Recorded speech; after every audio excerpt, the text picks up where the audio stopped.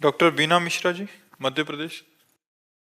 राधे राधे महाराज जी। महाराज जी, मैं स्त्री रोग विशेषज्ञ हूँ। कुछ दिनों में तीज का व्रत, चौथ, नवरात्रे जैसे व्रत महिलाएं की अटूट श्रद्धा रहती है। महाराज जी, ऐसे समय में गर्भवती महिलाएं भी खुद गर्भ में पल रहे बच्चे के स्वास्थ्य का ध्यान न देकर व्रत रहती हैं। उन्हें लगता है नहीं कि अगर नहीं व्रत नहीं रहेंगी तो नहीं तकलीफ नहीं हो जाएगा। नहीं रहना चाहिए, क्योंकि उस समय आपके ही खान पान से बच्चे का पोषण होता है। जब गर्भस्थ शिशु होता है वो माँ के ही खान पान व्यवहार से पोषित होता है। तो अगर आप व्रत रहेंगी तो उसको पोषण तत्व नहीं मिलेंगे।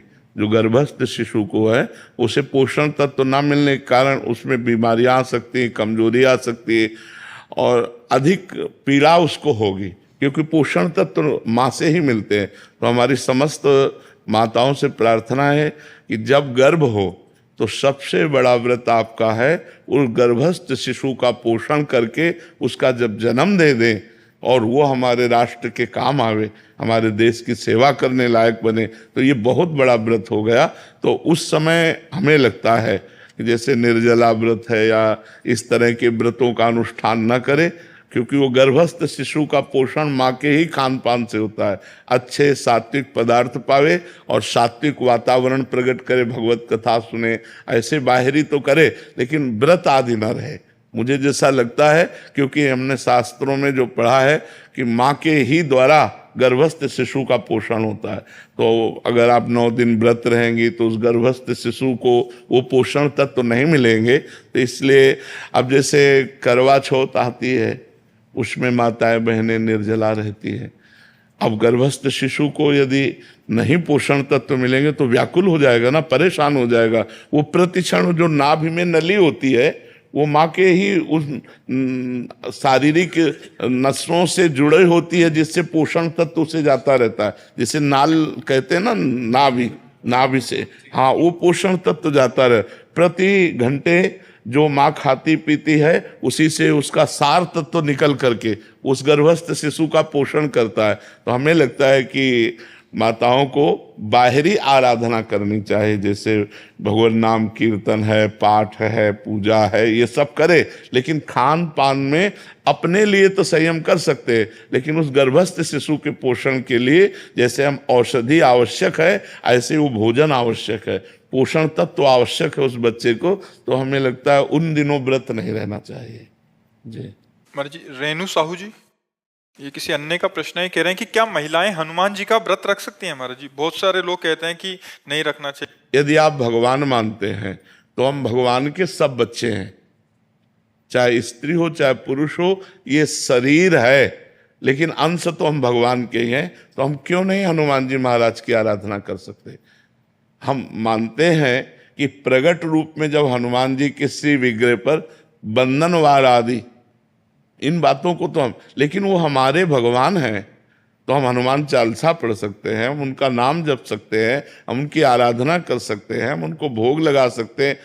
हम बंधन वार आदि की बात नहीं कर रहे कि जैसे उनके शरीर के बंधन आदि, क्योंकि उनका एक परम ब्रह्मचारी स्वरूप भी है, परम ब्रह्मचारी स्वरूप है ना। तो इसलिए जो निषेध करने वाले जन है उसी ब्रह्मचारी को लेके हैं कि वो परम, पर वो भगवान है, वो कोई मनुष्य थोड़ी है, स्वयं शंभु है, स्वयं शंकर भगवान है कि नहीं, प्रसिद्ध है ना, स्वयं शंकर है, 11वें रुद्र का अवतार है।